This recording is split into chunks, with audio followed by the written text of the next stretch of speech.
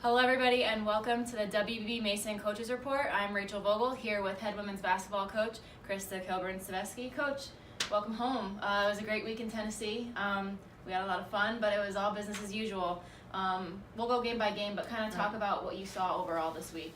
Well, I mean, it's always great to play a bunch of teams on a neutral site and teams that kind of represent our conference play that are extremely well coached and, they're not just rolling the ball out there in non-conference. They're strategizing. They are, just doing a lot of things that we face in conference. So, getting us prepared for the future, you want to come out. You'd love to come out 3-0. We definitely had our sights set really high. We knew we had some, really good competition, like we said. But starting with Wright State, who had a really good year the year before, and kids were pretty seasoned and very athletic and great size, and so it was a big challenge for us. So you mentioned the game at Wright State, but it was another big game for Sika. She finished with 24, just 3 away from her career high, which she had set the previous game. What did you like from her game on Friday? Well, I mean, I think her and Boogie both, but Sika first, is that they're just trying to establish some consistent play. We're at that point that we've got to have some folks, whether she was out last year, Boogie only had half a year, but it doesn't matter. They have a lot of years of college experience. I mean, they understand the game. They have a lot of good ability to play off of each other. So, we knew that they were going to try to stop what she does, and I just thought she did a good job of trying to, get grimy with it. If you can't score the one way you've been scoring, you're going to figure out another way.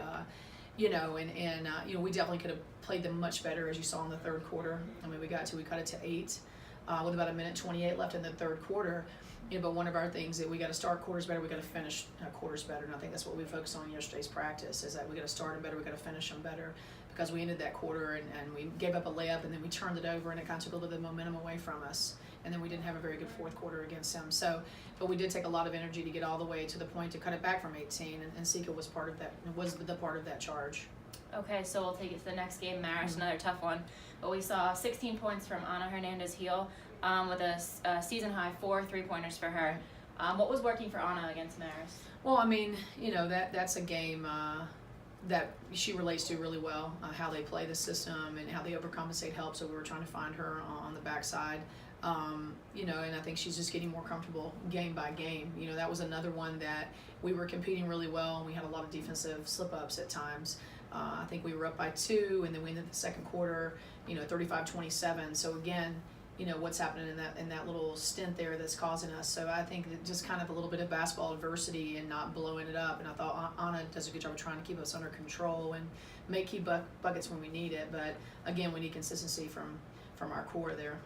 Okay, and then the final game, Stetson was a win, 53-50. Held them off in the last couple seconds, but Boogie was the leading scorer. She had 22 points, and she had 5 assists in the first half alone. Probably one of her best games so far this season. What do you think clicked for her? Well, I mean, she was being consistent. You didn't mention about her in the other 2 games, but I think she averaged about 16 points in the tournament, just trying to kind of give whatever we need, kind of as the lone soldier right now, at the point. And they were double teaming her. They were trying to deny her ball late in the game. They were definitely, trying to rough us up a good bit. Kudos to Lynn. I've known her for years at Stetson. She was at Ohio U, and she was at USC, so a very, very good coach. And, I think it was a battle of who can maintain 3 days in a row, and I thought we were persevering. We shot the ball extremely well as a unit in the beginning, as you saw, from Sika to Boogs to Ana.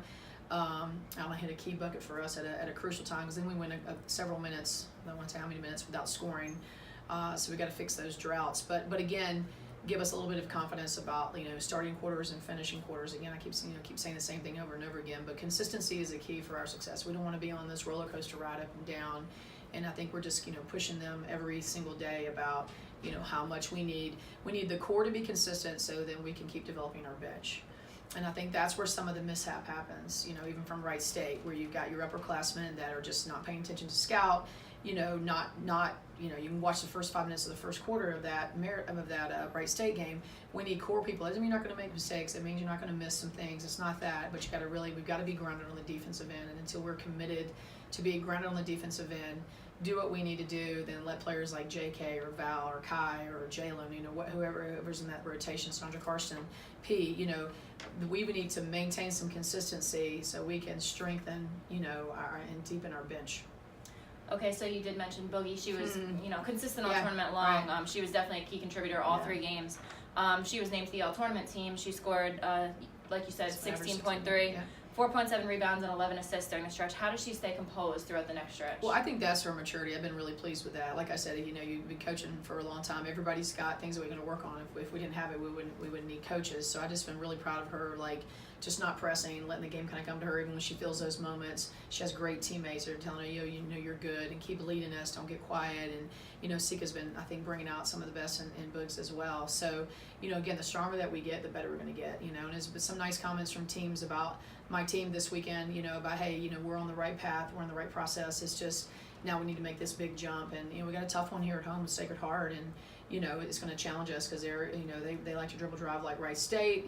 They like to really push the heat on you and get out there and put some points on the board. So they're going to challenge us on the defensive end, and that's why we just get excited to play our next game. So, yep. But I just getting pleased. None of us are happy when we came home just with one win, but the knowledge that we've gained. That's got to carry over. Can we study it? Can we learn from it? And can we move forward? And I think that's the big challenge. Okay, so you mentioned Sacred Heart tomorrow night at the MAC. First home game in 20 days, finally. It'll be a pretty evenly matched game. How does the Pride come out on top for this one? Yeah, we got to contain their dribble drive. There's just no option about that. They're going to just press, and they come at you so much that the refs can't, call the game correctly. With the way the defense is being handicapped nowadays. With handcuffs. It's people are spreading out and just trying to attack and see, and that's what they're going to do. So we got to contain it. We got to do the things that we need to do, and we'll be ready for tomorrow. Well, good luck tomorrow, Coach. So the Pride is home tomorrow at the MAC, 7 p.m. start against Sacred Heart. Coach, good luck tomorrow. Thank you.